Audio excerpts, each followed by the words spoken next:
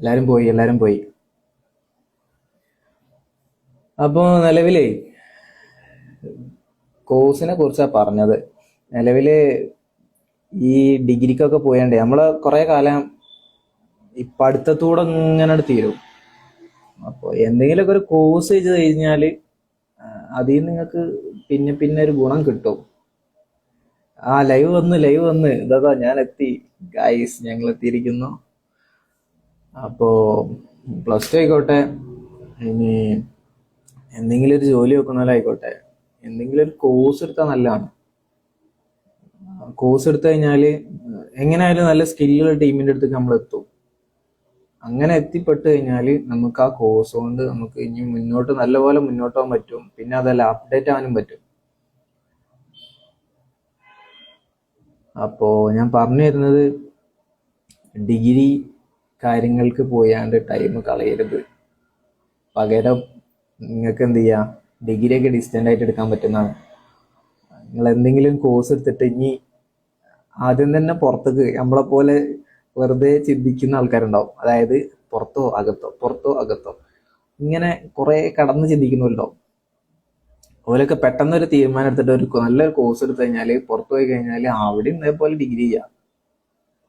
അപ്പോൾ സമയം കുറേ നിങ്ങൾ പഠിത്തത്തുമ്മല് പഠിക്കുന്ന സമയമായിട്ട് നിങ്ങൾ കളയുകയാണെങ്കിൽ നിങ്ങൾക്ക് ജീവിതം പഠിക്കാൻ കഴിയില്ല. വെറും സ്കൂൾ പഠിത്തം മാത്രം ഉണ്ടാവും.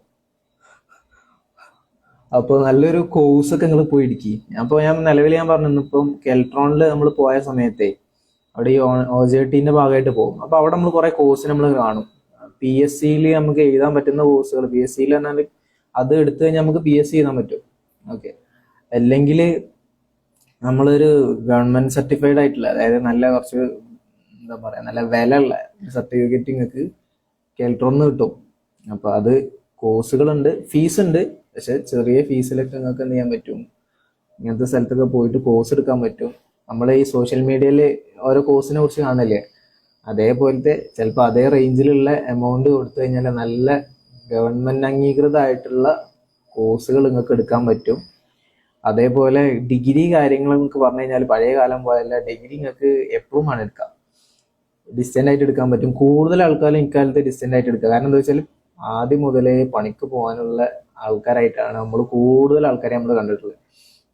ഞാൻ പറഞ്ഞിരുന്നത് കോഴ്സിനെ കുറിച്ചാണ്. പ്ലസ് ടു ആയിക്കോട്ടെ, ഡിഗ്രി ആയിക്കോട്ടെ, എന്തെങ്കിലും കഴിഞ്ഞിട്ടുണ്ടെങ്കിൽ ഇപ്പൊ ഞാനാണെങ്കിലും എടുക്കാൻ നോക്കുക എന്തെങ്കിലും ഒരു കോഴ്സാണ്.